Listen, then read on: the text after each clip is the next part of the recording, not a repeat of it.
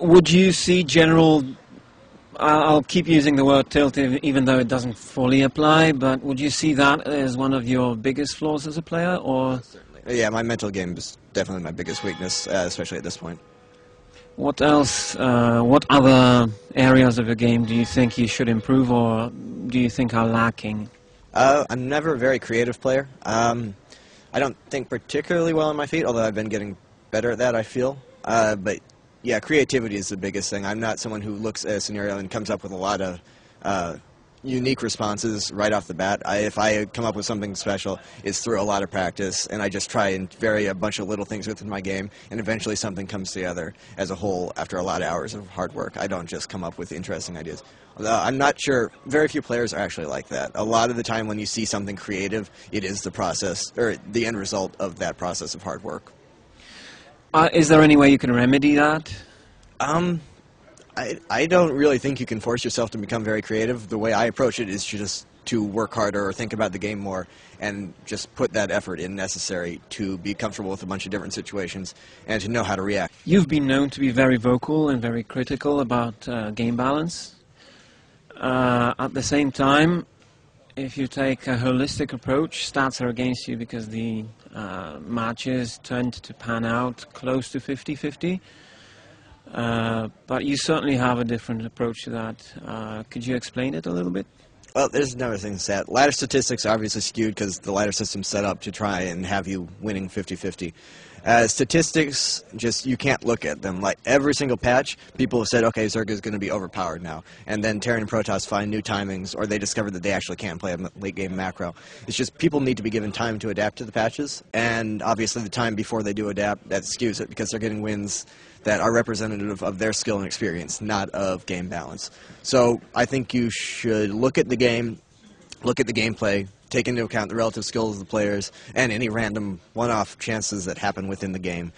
Look at that if you actually want to discuss game balance. Looking at statistics and stuff, that's, honestly, I just use that to convince the community because they don't understand, you know, if you actually do try and go and take an analytical approach, they say, no, you're full of shit. Look at the stats. So, yeah, that. You talk about the relative skill of the players. What do you mean by that? Just how well they micro, how well they macro, their decision-making, just how good they actually are at the game. But that's very arbitrary, isn't it?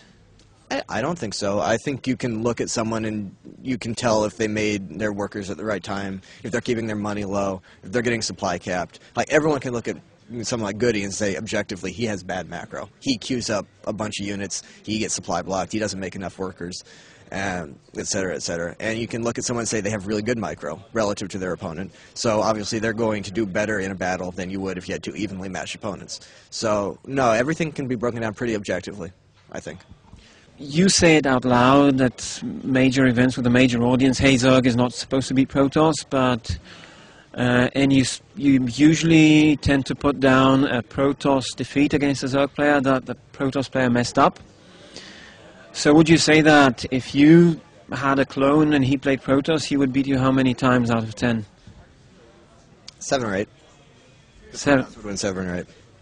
So if we assume that what you say about balance is 100% correct, does this mean that players like Nesty who win GSLs and stuff are so far ahead of the curve that they are so awesome and amazing, or how would you explain that? I mean, some Zergs do win. Well, certainly, but there are other factors involved. He played Inca in the finals. Inca was obviously not on his level. That wasn't a comment on balance. That was a comment on Inca being pretty bad PvZ and Nesty having builds that were prepared for him. And if you look at the season before, Nesty got knocked out first round by someone who was considered a joke by most people, San Zenith, and also Boxer Cheesing, I believe. So he just lost first round, then he wins the next season. There's a lot of intangibles. StarCraft 2 is a young game, and it's a very volatile game. Cheese is very effective. Scouting isn't particularly good. And like I said, it's a young game. People don't have it figured out. You can't tell, you know, just the tiniest scouting information StarCraft 1 could give away a strategy entirely. Everyone knew the game really, really well. StarCraft 2 isn't at that level of maturity yet, so there's a lot more variance early game. It's a lot easier for a lesser player to defeat a better player or to get lucky. But like I said, bracket strength, I mean, obviously, look at my bracket here at this event. I got Naniwa, Thorzane, and MC with myself, I'd say that's the top 4 players in the tournament. They're all in the bottom bracket, and Huck is away from me within my half. That's a really easy bracket. I could get through that and, you know, end up in the finals, despite the fact that I couldn't beat MC or something, or a good Protoss, just because I'm going to avoid them until that point. And if you look at it, we got 3 Zergs through. All 3 of us had easy groups, and I'd say that at least 2 of the 3 of us are worse than Rhett and Demaga. They got knocked out because they had hard groups. There's just so much involved that you can't take statistics and tournament wins and all that to prove anything in a rational discussion. So why not switch a race? If you constantly, you know, complain about Zerg being underpowered, and, you know, sometimes it's my impression you go on tilt even before the game starts. If for instance, the MLG event against MC, the second series, I honestly thought you approached it with a, and this is just a noob talking, with the wrong mindset. Why wouldn't you switch the race if you want to win? Well, as for MC, that wasn't the case. I cheesed him in 2 situations where cheese was the best strategy, in my justifiable opinion. Then I got cannon rushed, which is blockable with a small mistake, but I 15 hash. I was going for a macro game there. Then on Test Bug, which is a good map for CVP, good map for macro, I went for a macro game as well. That wasn't tilt.